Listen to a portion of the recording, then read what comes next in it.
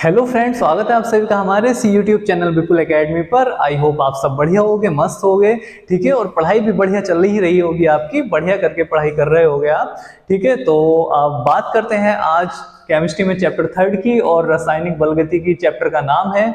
और इसमें board exam की दृष्टि से काफी मोस्ट टॉपिक पर आज हम डिस्कस करने वाले हैं, और वो है हमारा शून्य कोटि की अभिक्रिया। और शून्य कोटि की अभिक्रिया क्या होती है, इसका उदाहरण क्या है, ठीक है। जबकि अभिक्रिया की कोटि पिछली वीडियो में डिस्कस हो चुका है, काफी अच्छे से पढ़ाया गया है। आज बात कर रहे हैं हम शून्य कोटि की अभिक्रिया की, शून्य कोटि अभिक्रिया की, ठीक है। और शून्य कोटि की अभिक्रिया के उदाहरण की बात होगी, और शून्य कोटि अभिक्रिया के लिए वेग स्थिरांक के व्यंजक की बात होगी कि शून्य कोटि अभिक्रिया के लिए वेग स्थिरांक का व्यंजक कैसे प्राप्त करते हैं, ठीक। और इसके जो इंपॉर्टेंट फैक्ट हैं, ठीक है, जो इसके निष्कर्ष निकलते हैं, वो सब कुछ एक ही वीडियो में आपको आज मिलने वाला है। तो वीडियो को एंड तक देखना ना भूलें, बिल्कुल जरूर एंड तक देखें। शून्य कोटि की अभिक्रिया के बारे में सबको पता होता है, लेकिन शून्य कोटि अभिक्रिया का जो वेग स्थिरांक के व्यंजक है वो आपको मिलने वाला है, ठीक है। वो भी अधिकांश सबको पता होता है, लेकिन उसके बाद जो इसके महत्वपूर्ण लक्षण आने वाले हैं वो आपको कोई जल्दी से नहीं बताता है। तो वीडियो को बिना स्किप किए एंड तक जरूर देखना है, एक एक पॉइंट अच्छे से समझना है, और इस वीडियो से 4 से 5 नंबर तक बिल्कुल पक्के करके जाना है, ठीक है। 4 नंबर तो आराम से मान ही लीजिएगा, क्योंकि इसमें छोटे छोटे पॉइंट जितने भी बनेंगे, जितने भी अब तक बोर्ड एग्जाम में पूछे गए पॉइंट हैं, सारे ही महत्वपूर्ण लक्षण करके बाद में आपको करवाने वाला हूं, ठीक है। तो वीडियो को बिल्कुल एंड तक जरूर देखना है। तो जल्दी से सेशन को लाइक कर दीजिए, शेयर कर दीजिए अपने दोस्तों के साथ, और जो नए बच्चे हैं वीडियो को देख रहे हैं चैनल को सब्सक्राइब करना ना भूलें। देखिए स्टार्ट करते हैं, बात करते हैं शून्य कोटि अभिक्रिया की कि भाई शून्य कोटि की अभिक्रिया होते क्या है। तो बहुत आराम से आपको पता ही है कि वह अभिक्रिया जिसका वेग अभिकारक की सांद्रता पर निर्भर नहीं करता, शून्य कोटि की अभिक्रिया कहलाती है, ठीक है। शून्य कोटि का मतलब ही वह है कि जो अभिक्रिया का वेग का संबंध अभिकारकों से ना हो, ठीक है। यानी कि जो अभिक्रिया का वेग है वो अभिकारकों से प्रभावित ही ना हो रहा हो, वो है शून्य कोटि की अभिक्रिया। वह अभिक्रिया जिसका वेग अभिकारक की सांद्रता पर निर्भर नहीं करता है, शून्य कोटि की अभिक्रिया कहलाती है, ठीक है। बोर्ड एग्जाम में किस तरह से पूछता है क्वेश्चन, आपसे पूछेगा कि शून्य कोटि की अभिक्रिया से आप क्या समझते हैं तथा इसके वेग स्थिरांक का व्यंजक व्युत्पन्न कीजिए। या इसके लिए, ठीक है, 2 तरह से मैं आपको बताने वाला हूं इसके वेग व्यंजक को, 2 तरह से इसका डेरिवेशन होता है, ठीक है। अब वो सवाल आपसे पूछ क्या रहा है एग्जाम में, पढ़ लेना है अच्छे से। अगर वो पूछ रहा है कि x बराबर kt का व्यंजक व्युत्पन्न कीजिए तो उस तरह से करना है, अगर वो सांद्रता के पदों में देता है तो वो उस तरह से करना है। दोनों तरह से मैं आपको कराने वाला हूं, ठीक है। तो देखिए ध्यान से, तो अगर बात करें अभिक्रिया की कोटि की, शून्य कोटि अभिक्रिया की, तो वह अभिक्रिया जिसका वेग अभिकारक की सांद्रता पर निर्भर नहीं करता है, शून्य कोटि की अभिक्रिया कहलाती है। जैसे अगर एक एग्जाम्पल की बात करें, उदाहरण की बात करें, तो उदाहरण में आपको पता ही है शून्य कोटि अभिक्रिया क्या होती है। मान लिया हाइड्रोजन है प्लस क्लोरीन है, इन्होंने आपस में क्रिया करी और बनाया 2HCl, ठीक है। ध्यान से समझना है बस बातों को।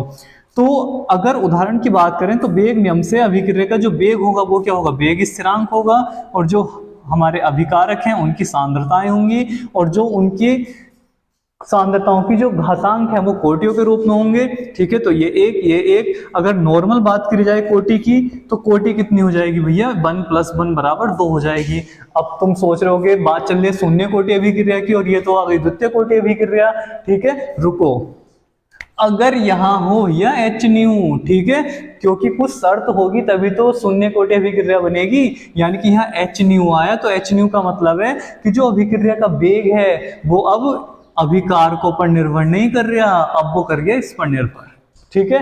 तो अभिक्रिया का वेग अभिकारक की सांद्रता पर निर्भर नहीं करता, यानी कि इनकी सांद्रताएं होंगी 0, और 0 + 0 बराबर कितना हो गया, 0, ठीक है। तो अभिक्रिया की कोटि हो गई 0, और ये हो गई शून्य कोटि अभिक्रिया, समझ गए, ठीक है। यानी शून्य कोटि अभिक्रिया कब बनेगी, जब अभिक्रिया का जो वेग है वो अभिकारकों की सांद्रता पर निर्भर नहीं करेगा। तो किस पर करेगा, कोई अलग होगा कारक जो उसे प्रभावित कर रहा होगा, जैसे यहाँ सूर्य का प्रकाश कर रहा है, ठीक है। HNu, क्लियर है इतनी बात। अच्छे से पहले तो हेडिंग डाल लेना है, और फिर आपको ये थ्योरी लिख लेनी है बढ़िया करके, और ये उदाहरण भी लिख लेना है, ठीक है। अब बात करते हैं इसके डेरिवेशन की, ठीक है। अब बात करते हैं इसकी डेरिवेशन की कि भाई डेरिवेशन क्या होता है, ध्यान से समझना है बस, ठीक है, बहुत आसान है। डेरिवेशन में क्या बताया गया है, अगर बात डेरिवेशन की आती है शून्य कोटि अभिक्रिया के, ठीक है, तो देखिएगा ध्यान से। डेरिवेशन में क्या बताया गया कि सबसे पहला हमारा क्या काम होता है, हमें एक अभिक्रिया माननी होती है, ठीक है, कि मान लिया हमने कि ए कोई अभिकारक है और उससे कुछ उत्पाद हमारा बन रहा है, ठीक है, ये हमने क्या करा, एक अभिक्रिया मान ली। लेट रिएक्शन, सही है, ध्यान से समझना है बस कि माना अभिक्रिया ए एरो उत्पाद। अब भाई क्या हो रहा है, अभिक्रिया तो हमने मान ली, अब क्या करना है कि t बराबर 0, t बराबर 0 का मतलब है कि अभिक्रिया स्टार्ट नहीं हुई है, तो मान लिया जो हमारा अभिकारक है वो कितना है, a है, और जो उत्पाद है वो बना ही नहीं होगा। जब अभिक्रिया शुरू नहीं हुई तो उत्पाद कहां से आया, मतलब ही नहीं है, ठीक है। अगर अभिक्रिया शुरू हो जाए, अगर अभिक्रिया शुरू हो जाए, स्टार्ट हो जाए, ये मान ले पहली कंडीशन है, और ये बाद में अभिक्रिया शुरू हो जाती है और टी समय तक जाती है, तो पता चला कि x उत्पाद बन जाता है। तो भैया ये x कहाँ से आया, ये अभिकारक में से ही तो आया होगा, तो अभिकारक कितना हो गया हमारा, a माइनस एक्स हो गया होगा। जैसे मान लिया पहले 100 ग्राम अभिकारक था, ठीक है, अभिक्रिया शुरू नहीं हुई थी तो उत्पाद कुछ बना ही नहीं था, 100 का 100 ग्राम अभिकारक था। अब जब हमारे पास 100 ग्राम में से 20 ग्राम उत्पाद बन गया तो अभिकारक कितना बचा, 100 माइनस 20, 80 बचा ना, तो कहां से आया 100 माइनस 20, यानी कि ये x इसमें से कमी जो हुई है वही तो उधर जाके वृद्धि हुई है उत्पाद में, ठीक है। अगर बात करें सांद्रता की, अगर बात करें सांद्रता की, ध्यान से समझते रहो बस, सांद्रता की बात करें तो मान लिया जो अभिकारक की प्रारंभिक सांद्रता है वो a नोट है, और बाद में जो सांद्रता हो जाती है भैया उसकी वो हो जाती है खाली a, ठीक है, बड़े ब्रैकेट में लिखी जाती है सांद्रता। इतना हो गया, ये हो गई उसकी मात्राएं, ठीक, ये हमारा हो गया उत्पाद। यहां तक तो आपको लिखना ही लिखना है, चाहे मेथड पहले की बात करें या सेकंड की बात करें, इतना तो आपको लिखना है, सही है, कि भाई शून्य कोटि अभिक्रिया की परिभाषा लिख देनी है, फिर उसको एग्जाम्पल लिख देना है, फिर डेरिवेशन करके दिखाना है कि माना अभिक्रिया, ठीक है, माना अभिक्रिया, अच्छे से लिखना है कि माना अभिक्रिया, ठीक है, और माना अभिक्रिया हमने क्या मानी है, अभिक्रिया कि कोई ए नाम का अभिकारक है और उससे हमारा उत्पाद बन रहा है, ठीक है। अगर टाइम 0 है तो इसकी सांद्रता ए ले ली, उत्पाद कुछ होगा नहीं, अभिक्रिया शुरू हो जाती है तो मान लिया उत्पाद कुछ x बन जाता है, तो हमारे पास जो अभिकारक है वो बाद में कितना हो जाता है भैया, a माइनस एक्स हो जाता है। क्लियर है। अब मैं यहाँ से आपको दो डेरिवेशन यानी कि दो तरह से इस डेरिवेशन को करवाने वाला हूँ, ध्यान से देखते रहना है बस, ठीक है। इधर चलेगा हमारा फर्स्ट मेथड, ठीक है, फर्स्ट मेथड इधर चलने वाला है और सेकंड मेथड इधर चलने वाला है, जो आपको आसान लगे उससे कर लेना, ठीक है। और दोनों ही मोस्ट हैं और दोनों पता भी होने चाहिए, ठीक है। जरूरी नहीं है कि वो तुमसे बस इतना कह दे कि वेग स्थिरांक का व्यंजक स्थापित कीजिए शून्य कोटि के लिए। अगर उसने कह दिया, शर्त दे दी कि भाई कि इस समीकरण को प्राप्त कीजिए या इस समीकरण को शून्य कोटि अभिक्रिया के लिए इस समीकरण को प्राप्त कीजिए, तो कैसे करोगे, इसलिए दोनों पता होने जरूरी है, ठीक है। इतना अच्छे से नोट करते रहना है, ध्यान रखना है, ठीक है। अब देखिए बात करते हैं फर्स्ट मेथड की। तो भैया अभिक्रिया का वेग नियम क्या कहता है, अभिक्रिया का वेग, कि चूंकि अभिक्रिया का वेग, तो अभिक्रिया का वेग क्या होता है, अभिक्रिया का जो वेग होता है वो होता है dx अपॉन dt, ठीक है। अभिक्रिया का जो वेग होता है वो होता है dx अपॉन dt, और जो अभिक्रिया का वेग है ये किसके समानुपाती होता है, ये होता है जो हमारा अभिकारक है उसके, ठीक है, अभिकारक की मात्रा के। अभिक्रिया वेग नियम में साफ साफ कहा गया है कि जो अभिक्रिया का वेग है वो अभिकारक की सांद्रता या अभिकारक की मात्रा के समानुपाती होता है, ठीक है। अब इस समानुपाती को हटाएंगे तो कुछ ना कुछ नियतांक आएगा, तो वो जो नियतांक आएगा dx upon dt equal to जो k आया, इसका ही व्यंजक प्राप्त करना है शून्य कोटि के लिए, a माइनस एक्स। अब बात किसकी कर रहे हैं हम, शून्य कोटि अभिक्रिया के लिए। तो चूंकि शून्य कोटि अभिक्रिया की बात चल रही है तो शून्य कोटि अभिक्रिया में अभिकारक की कोटि कितनी होगी, शून्य होगी, तो इसे हम क्या कर लेंगे भैया, 0 कर लेंगे, शून्य कर लेंगे, क्योंकि शून्य कोटि अभिक्रिया के लिए हम बात कर रहे हैं, ठीक है, शून्य कोटि अभिक्रिया के लिए, ठीक, कि शून्य कोटि अभिक्रिया के लिए जब शून्य कोटि अभिक्रिया के लिए बात चल रही है तो हम क्या करेंगे, इस अभिकारक की घात को शून्य कर देंगे। ठीक, अब भाई किसी की घात 0 हो जाती है तो उसका मान 1 हो जाता है। तो यहाँ से क्या हो जाएगा, यहाँ से हो जाएगा dx upon dt equal to k into 1 हो जाएगा। अब dt उधर जाके गुणा करेगा तो dx equal to k into dt हो जाएगा। क्लियर है यहाँ तक बात? ठीक है, थोड़ा स्क्रीन को नीचे कर लेते हैं, इतना नोट कर लेना है आपको। ठीक है, परिभाषा हो ही गई होगी। अब बात चल रही है डेरिवेशन की। तो देखिए अब क्या करना है, अब ये भी d की फॉर्म में है, ये भी d की फॉर्म में है, तो अब हम क्या करेंगे, समाकलन। कि समाकलन करने पर, ठीक है, समाकलन करने पर, तो समाकलन करने पर क्या होगा भैया, जो dx है इसका कितना हो जाएगा, x हो जाएगा, कि ऐसे कैसे रहेगा, और dt का t हो जाएगा, और साथ में आ जाएगा c। ठीक है, अब ये जो c आया ये क्या है, एक अचर राशि है। अब इसका हमें भैया मान निकालना पड़ेगा। ठीक है, तो इसका मान निकालने के लिए क्या करेंगे कि यदि, ध्यान से समझते रहो बस, यदि t बराबर 0, t बराबर 0 का मतलब है जब अभिक्रिया शुरू नहीं हुई है, तो t बराबर 0 है तो x का मान भी तो 0 है, उत्पाद तो कुछ बना ही नहीं है। सही है, तो यहां देखो, इसे मान लेते हैं समीकरण 1। तो समीकरण 1 से, ठीक है, समीकरण 1 में देखो x का मान कितना हो गया, 0 हो गया, k इंटू टी का मान 0 हो गया, प्लस c, तो यहाँ की c का मान यहाँ से निकल कर आ गया 0, और इसे कहाँ रख दो, पुट इन इक्वेशन फर्स्ट, इसे समीकरण नंबर 1 में वापस रख दो। दिखाई दे रहा है, इतना दिखाई दे रहा है? ठीक है, दिख रहा होगा, बढ़िया, ठीक है, सही है। जो c का मान 0 निकल कर आया, इसे भैया उठा के कहाँ रख दो, समीकरण नंबर 1 में वापस रखो। तो यहाँ से x बराबर कितना आ जाएगा, kt प्लस के 0, और यहाँ से क्या निकलने वाला है, c का मान कितना आया, 0 आया, तो x बराबर कितना आ गया भैया, k इंटू टी आ गया, और यही हमें निकालना था, या फिर k बराबर हो जाएगा x अपॉन टी, जो हमें निकालना था। सही है, समीकरण नंबर a बना लेते हैं। ध्यान से समझो, बहुत आसान है, हो गया। ठीक है, कि भाई एक अभिक्रिया मान ली, A कोई अभिकारक है, उससे कुछ उत्पाद बनता है, अभिक्रिया शुरू नहीं हुई तो सांद्रता हमारी अभिकारक की A है, उत्पाद कुछ होगा नहीं। फिर जब अभिक्रिया शुरू हो जाती है तो अभिकारक X बन गया, और जो उत्पाद बना X, तो अभिकारक कितना हो गया, A माइनस एक्स हो गया। ठीक, तो सांद्रता कितनी होगी, बाद में A होगी, शुरू में A नोट थी। अभिक्रिया का वेग क्या कहता है, वेग नियम से, कि अभिक्रिया का जो वेग होता है वो अभिकारक की जो सांद्रता होती है, मात्रा होती है, उसके समानुपाती होता है। इस समानुपाती को हटाएंगे तो कुछ ना कुछ नियतांक आएगा, और वो नियतांक वेग स्थिरांक होता है। ठीक है, और शून्य कोटि की बात चल रही है तो यहाँ पर घात 0 कर देनी है, ये ध्यान रखना है। ठीक है, फिर उसके बाद किसी घात 0 होती है तो उसका मान 1 होता है, और बस फिर मैथ की तरह सोल्व करना है। dx इक्वल टू के इंटू डी टी हो जाएगा। अगर समाकलन करेंगे तो dx का x हो जाएगा, k और dt का t हो जाएगा, लेकिन साथ में c आ जाएगा। अब c का मान निकालने के लिए कि अगर t बराबर 0 रखें तो x बराबर भी तो 0 है भैया, t बराबर 0 रख रहे हैं तो x तो है ही नहीं, x भी 0 है। ठीक है, तो x भी 0, t भी 0, तो c का मान 0 आ गया। c का मान 0 रख दो वापस पहली समीकरण में, तो x बराबर आ गया kt, और ये आ गया तुम्हारा वेग स्थिरांक। ठीक है, शून्य कोटि अभिक्रिया के लिए वेग स्थिरांक का डेरिवेशन खत्म हो गया। ठीक है, यानी कि अगर फर्स्ट मेथड की बात करें, आसान वाले तरीके की बात करें, तो खत्म। ठीक, अगर सवाल में ये कहा ही नहीं जाए, उसने क्या था, शून्य कोटि की अभिक्रिया से आप क्या समझते हैं, तथा वेग स्थिरांक ये होता है, स्थापित कीजिए, तो क्या करोगे, तो सेकंड मेथड पर जाओगे। सही है, इतना अच्छे से नोट कर लेना है, बढ़िया करके स्क्रीनशॉट वगैरह ले लो और लिख लेना है। अब बात करते हैं सेकंड मेथड की। ठीक है, सेकंड मेथड देखना है अब अच्छे से। शुरुआत कहां से करनी है, वहीं से ही, कि चूंकि अभिक्रिया का वेग कितना होता है भाई, अभिक्रिया का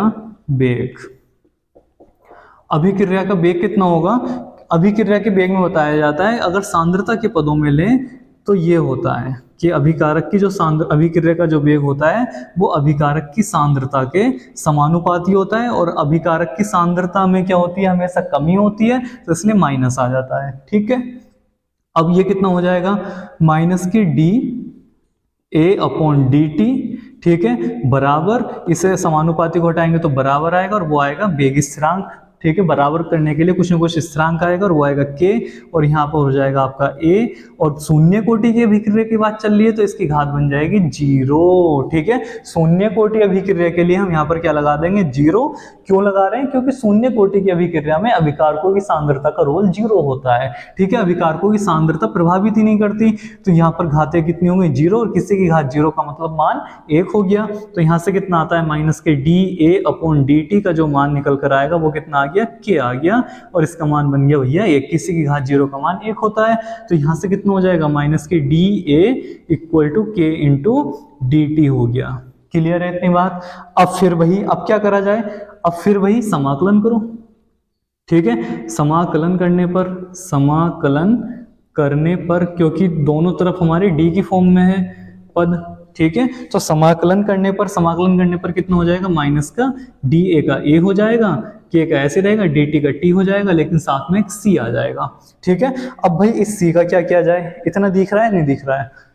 दिख रहा है। ठीक है, अगर इस c के मान को निकालें तो c का मान कैसे निकलेगा? वही कि यदि t बराबर 0, अगर t बराबर 0 रखें तो देखो ऊपर t बराबर 0, तो भैया सांद्रता कितनी है? t बराबर 0 तो कर दिया, तो ये जो सांद्रता चल रही है ये कितनी है? t बराबर 0 पर सांद्रता ये है A0।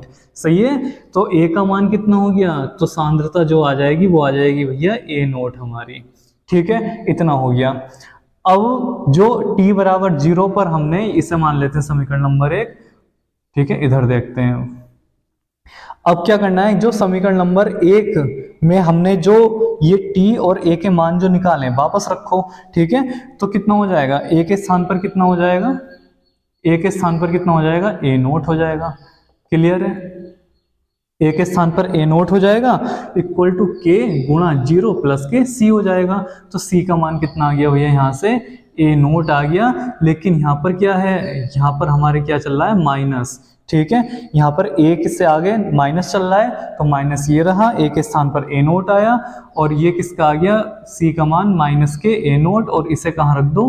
Put in equation first. ठीक है, समीकरण 1 में वापस रखो, तो कितना बन जाएगा? माइनस के a के स्थान पर क्या आ गया? A0। a के स्थान पर क्या आ गया? a के स्थान पर a ही रहना है, समीकरण a की बात चली, c का मान रखना है। ठीक है, c का मान जो आया वो पुट इन इक्वेशन फर्स्ट करना है, तो a ऐसे कैसे रहा और kt ऐसे कैसे रहा प्लस c, और c के स्थान पर हम क्या रखने वाले हैं? माइनस के A0। ठीक, तो ये कितना हो जाएगा? माइनस से गुणा कर दो, तो ये हो जाएगा आपका a = माइनस के kt, और ये प्लस माइनस माइनस बना होगा, लेकिन माइनस से गुणा हो रही है तो फिर प्लस बन गया होगा, और ये हो गया होगा हमारा A0। ठीक है, और ये आ जाती है आपकी इक्वेशन, और जो बोर्ड एग्जाम में पूछी जाती है कि शून्य कोटि अभिक्रिया से आप क्या समझते हैं, तथा शून्य कोटि अभिक्रिया के लिए वेग स्थिरांक इतना होता है, सिद्ध कीजिए। ठीक है, तो ये भैया समीकरण बी जो बनी ये आपकी आ जाती है एग्जाम में, और आपको पता है सेकंड मेथड तो ही आप कर सकते हो, नहीं तो खत्म मामला। ठीक है, सेकेंड इक्वेशन को पता है तो ही कर पाओगे, नहीं तो बिल्कुल खत्म हो जाओगे। तो देखो कुछ था नहीं, बिल्कुल आसान तरीका था, और सेकेंड मेथड ये बहुत कम लोग बताते हैं, ध्यान रखना। ठीक है, अधिकांश सब इसे करा देते हैं, काम खत्म, क्योंकि ये बहुत आसान है। ठीक है, ये भी आसान है, कुछ नहीं है। ठीक है, बस सोच में अंतर है कि भाई दो तरीके से क्यों कराएं। अरे भैया जो एग्जाम में उसने ये पूछा ही नहीं, पूछ लिया उसे, तो कैसे करोगे? ठीक है, ये करके आओगे तो नंबर कटेंगे। ठीक है, तुम करके इसे आओगे तो नंबर कटेंगे, क्यों? क्योंकि उसने पूछा ये है। सही है, तो जो उन सब वो पूछेगा उस तरीके से करना है, दोनों आसान है, अभिक्रिया के वेग से ही चलना है। ठीक है, अपने जो नियम है उनके अनुसार ही चलना है, कि अभिक्रिया का जो वेग होता है वो अभिकारक की मात्रा लेकर चलेंगे एक बार, तो ये आ जाएगा x = kt। अगर बिल्कुल सांद्रताओं से ही चलेंगे, ठीक है, कि अभिक्रिया का वेग जो है वो सांद्रता के समानुपाती होता है, तो इसे बस सोल्व भी तो करना है, बाकी तो कुछ है ही नहीं। ठीक है, बस यहाँ पर क्या चल रहा था? यहाँ पर x चल रहा था, यहाँ पर a चल रहा था, बाकी तो कुछ था ही नहीं। ठीक, समाकलन किया और यहाँ पर सांद्रताएं चली हैं, तो अभिकारक की सांद्रता माइनस में ली जाती है, इसलिए यहाँ पर माइनस चला है। ठीक है, तो यहाँ से समीकरण हमारी कितनी हो जाती है? सोल्व होकर, अच्छे से इसे सोल्व करेंगे तो कितना हो जाएगा? ये समाकलन करा तो इतना हो गया, dt का t हो गया, c आ गया। अब इस c का मान निकाला t = 0 कर, यहाँ पर थोड़ा ध्यान से करना है। t बराबर 0 करेंगे हम जब, तो t बराबर 0 पर भैया अभिकारक हमारा a नोट है, ठीक है। तो a का मान कितना हो जाएगा, a नोट हो जाएगा। वही करा कि a का मान कितना हो जाएगा, a नोट हो जाएगा। k ऐसे रहा, t 0 हो गया, c आ गया, तो c का मान माइनस के a नोट आ गया। ये जो आया निकल के इसे वापस समीकरण 1 में रख दो, तो यहाँ से बन जाता है माइनस के a इक्वल टू के टी माइनस के a नोट, ठीक है। माइनस से गुणा कर दी तो ये समीकरण हमारे सामने आ जाती है। क्लियर है? अच्छे से छाप लो बढ़िया करके, अपनी नोटबुक में नोट कर लो बढ़िया करके, धांसू करके, ठीक है। और काफी मोस्ट टॉपिक है आज की वीडियो का आपके लिए, अच्छे से बिल्कुल तैयार होना जरूरी है आपके सामने, ठीक है। अब बात करते हैं कि भाई यहाँ पर महत्वपूर्ण पॉइंट क्या बनते हैं, इतना लिख लेना है बढ़िया करके दोनों तरीके से, ठीक है। परिभाषा हो गई, डेरिवेशन हो गया, ठीक है। डेरिवेशन में जोन सा आपसे पूछ रहा है वो करना है। अगर एग्जाम में ऐसी कोई कंडीशन नहीं है कि दोनों तरीके से कीजिए, तो जोन सा आपको आसान लगता है, ये लगता है तो ये कर दीजिए, ये लगता है तो ये कर दीजिए, बात एक ही है, ठीक है। अब बात करते हैं इसके इंपॉर्टेंट पॉइंट की। इंपॉर्टेंट पॉइंट क्या है, ठीक है, महत्वपूर्ण लक्षण क्या है, शून्य कोटि अभिक्रिया के महत्वपूर्ण लक्षण, जहां से एक एक पॉइंट आपके बनते हैं, ठीक है, एक एक नंबर के, कि भाई महत्वपूर्ण लक्षण क्या है इसके। तो पहले महत्वपूर्ण लक्षण में तो यही आ जाता है कि शून्य कोटि अभिक्रिया दो समीकरणों का पालन करती है, और वो दो समीकरणें कौन कौन सी हैं, वो दोनों समीकरणें ये रही कि ये शून्य कोटि अभिक्रिया लिखना है आपको, ये कि शून्य कोटि अभिक्रिया दो समीकरणों का पालन करती है, ठीक है, कि दो समीकरणों का पालन करती है। और पहली समीकरण क्या है कि भैया x बराबर के टी होगा, ठीक, पहली समीकरण तो ये हो गई। और दूसरी समीकरण क्या है कि जो a का मान है सांद्रता के पदों में वो माइनस के टी प्लस के a नोट है, दूसरी समीकरण भैया ये हो गई, ठीक है। क्लियर है? महत्वपूर्ण लक्षण में पहला पॉइंट बनता है कि यह दो समीकरणों का पालन करती है शून्य कोटि अभिक्रिया, और दोनों समीकरणें हैं वो आपके सामने हैं। क्लियर हो रही है बात इतनी, ठीक है। देखिए अब बात करते हैं दूसरे पॉइंट की। तो दूसरा पॉइंट ये कहता है शून्य कोटि अभिक्रिया का, कि दूसरा पॉइंट कहता है कि यह अभिकारकों की सांद्रता पर निर्भर नहीं करती, ठीक है। यह भी तो इसका एक लक्षण है कि यह अभिकारकों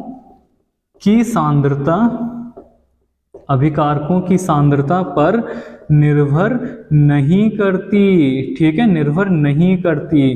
क्लियर हो गई बात? दूसरा पॉइंट ये बन जाता है महत्वपूर्ण लक्षण में। पहला तो हो गया कि ये दो शर्तों का पालन करती है या दो समीकरणों को फॉलो करती है, ठीक है, x बराबर के टी, और दूसरी ये वाली आ गई, ठीक है। बहुत क्या करते हैं, समीकरण तो दोनों लिखवा देते हैं, लेकिन इस वाली समीकरण का अता पता नहीं होता कहाँ से आई, कि बस लिख लो, ठीक है। अरे भैया कैसे लिख लो, पता होना चाहिए कहाँ से आई, ठीक है। सेकंड मेथड ये जो है यहाँ से आई है ये, ठीक है। तो दोनों मेथड पता होने चाहिए कि यह दो समीकरणों का पालन करती है और यह अभिकारकों की सांद्रता पर निर्भर नहीं करती है। और तीसरा पॉइंट क्या आता है, तीसरा पॉइंट कहता है कि भैया जब यह अभिकारकों की सांद्रता पर निर्भर नहीं करती तो अभिक्रिया का वेग और वेग स्थिरांक हो जाते हैं बराबर, ठीक है। ये दिख रहा है साफ कि ये अभिक्रिया का वेग है और ये है वेग स्थिरांक, ये हो जाते हैं दोनों बराबर, ठीक है। तो शून्य कोटि अभिक्रिया के लिए, कि भाई शून्य कोटि अभिक्रिया के लिए, शून्य कोटि अभिक्रिया के लिए क्या होता है, शून्य कोटि अभिक्रिया के लिए अभिक्रिया का वेग और वेग स्थिरांक दोनों क्या होते हैं, बराबर होते हैं, और दोनों के मात्रक बराबर होते हैं, इकाइयां बराबर होती हैं, और वो क्या होती हैं, ठीक है। वेग स्थिरांक और वेग का मात्रक कितना होता है दोनों का, वो होता है भैया मोल लीटर इनवर्स और सेकंड इनवर्स, ठीक है। जो अभिक्रिया के वेग का मात्रक है वही वेग स्थिरांक का होगा, और वो होगा mole litre inverse second inverse. Point है मोस्ट, ठीक है। क्वेश्चन पूछा गया है बोर्ड एग्जाम में कि शून्य कोटि अभिक्रिया के लिए वेग स्थिरांक का मात्रक होता है या वेग स्थिरांक की इकाई होती है, ठीक है। तो अभी शून्य कोटि अभिक्रिया के लिए जो अभिक्रिया का वेग है और वेग स्थिरांक है दोनों एक दूसरे के इक्वल हैं, जिस वजह से मात्रक सेम हो जाता है mole litre inverse second inverse. Clear हो गई बात, ठीक है। पॉइंट नंबर 4, यहां तक आपको नोट कर लेना है बिल्कुल बढ़िया करके, ठीक है। पॉइंट नंबर 4 की बात करते हैं अब कि भैया कि पॉइंट नंबर 4 क्या बनेगा शून्य कोटि अभिक्रिया से। तो पॉइंट नंबर 4 कहता है कि शून्य कोटि की अभिक्रिया टी समय में सदैव पूर्ण होती है, ठीक है, यानी कि सदैव पूर्ण हो जाएगी, कि अभिक्रिया बीच में रुकेगी नहीं, टी समय में सदैव पूर्ण हो जाती है, पूर्ण हो जाती है, ठीक है। चौथा पॉइंट बनता है कि टी समय में अभिक्रिया सदैव पूर्ण हो जाएगी। ठीक, अब भाई पूर्ण हो जाएगी तो क्या होगा, जब पूर्ण हो जाएगी तो जितना भी अभिकारक है सारे का सारा उत्पाद में बदल चुका होगा। क्लियर है बात, क्योंकि जब अभिक्रिया पूरी हो जाएगी, कंप्लीट हो जाएगी, तो कंप्लीट होने का मतलब है जितना भी अभिकारक है सारे का सारा भैया वो क्या बन गया होगा, उत्पाद बन गया होगा। यानी कि x बराबर a और a बराबर x हो गया होगा। क्लियर है बात, यानी कि जितना भी अभिकारक है सारे का सारा उत्पाद में चेंज हो चुका होगा। अगर इस समीकरण को उठाएं तो यहां से क्या मिल जाएगा, x के स्थान पर क्या मिल जाएगा, बताओ, x के स्थान पर हमें क्या मिल जाएगा, x के स्थान पर a बराबर कितना हो जाएगा, k इंटू टी। तो यहां से भैया t का मान कितना निकल कर आ जाएगा, a अपॉन k लिख दो, या t बराबर x अपॉन k लिख दो। सही है। और ये आपसे पूछा जाता है कि शून्य कोटि अभिक्रिया के पूर्ण होने में लगा समय बताइए, तो वो कितना है समय, तो वो है a अपॉन के या फिर x अपॉन के। ठीक है, अगर अभिकारक दे दे तो a अपॉन के लगा दो, और यदि वो उत्पाद दे दे तो x अपॉन के लगा दो। क्लियर है बात, ठीक है, क्लियर हो रही होगी, बिल्कुल स्पष्ट समझ में आ रहा है इतना, बिल्कुल बढ़िया।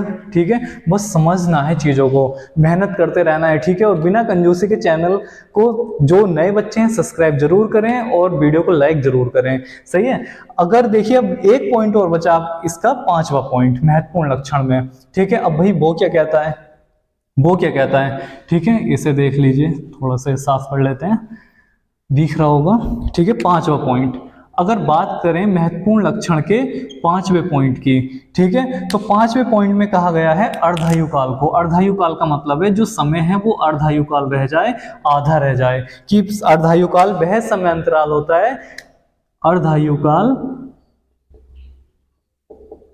वह समय अंतराल होता है जिसमें कोई पदार्थ या कोई अभिकारक या किसी अभिकारक की सांद्रता अपनी प्रारंभिक मात्रा की आधी रह जाए। ठीक है, जैसे जनरली समझो तो थोड़ा सा मुंह में पानी ले आते हैं आपके, मान लिया एक ट्रे है आपके सामने, यानी कि एक प्लेट है और उस प्लेट में 10 रसगुल्ले रखे हुए हैं सफेद वाले।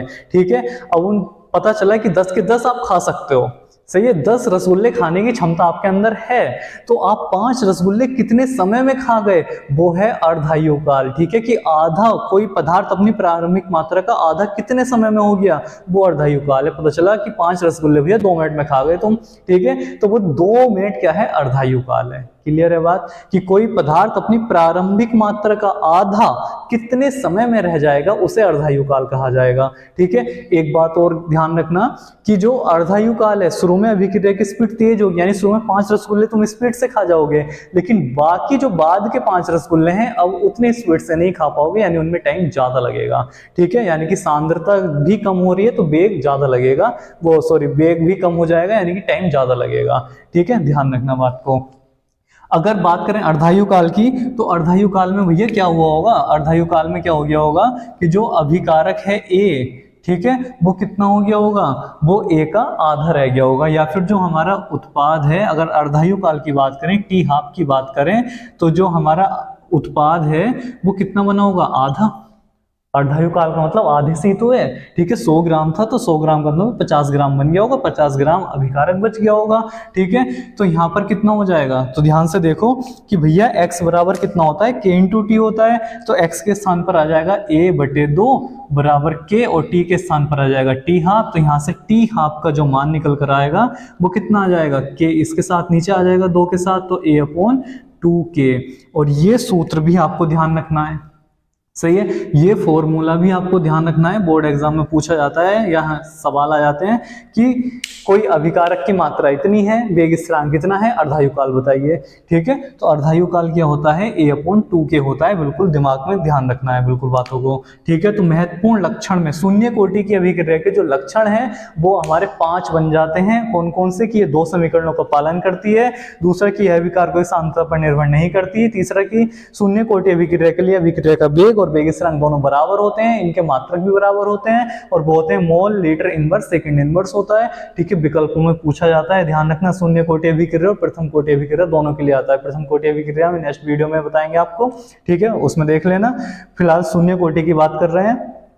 और टी समय में अभिक्रिया, शून्य कोटि अभिक्रिया सदैव पूर्ण हो जाती है, इस बात का ध्यान रखना है। सही है, पूर्ण होने का मतलब है कि बिल्कुल टी समय में अभिकारक सारे का सारा एक्स में चेंज हो चुका होता है, तो समय जो होता है वो के टी या फिर ए अपॉन के या टी बराबर एक्स अपॉन के हो जाता है। सही है। अगर बात करें अर्धायु काल की, तो अर्धायु काल में कोई पदार्थ अपनी प्रारंभिक मात्रा का आधा रह जाता है, और वो कितना हो जाता है, वो हो जाता है अर्धायु काल ए अपॉन 2k। क्लियर है। तो पूरी वीडियो में पूरा कॉन्सेप्ट समझाने की कोशिश की गई है, और आई होप आपने अगर अच्छे से वीडियो देखी है तो सब चीजें समझ भी चुके होंगे। ठीक है, शून्य कोटि की अभिक्रिया की डेफिनेशन क्या होती है, उदाहरण क्या होता है, दो तरीके से इसके डेरिवेशन को कराया गया है। सही है, वेग स्थिरांक स्थापित करने के लिए, और फिर अभिक्रिया, शून्य कोटि अभिक्रिया के महत्वपूर्ण लक्षण क्या है, जहां से एक एक नंबर में सवाल बन जाते हैं, वो आपके सामने स्पष्ट है। ठीक है, तो वीडियो को लाइक कर दीजिए और अपने दोस्तों को शेयर कर दीजिए, और कमेंट्स करके बताइए वीडियो कैसी लगी, और चैनल को सब्सक्राइब करना ना भूलें जो नए बच्चे हैं, और अच्छे से पढ़ाई करते रहें, अपना ध्यान रखें, मुस्कुराते रहें। मिलते हैं नई वीडियो में नेक्स्ट टॉपिक के साथ।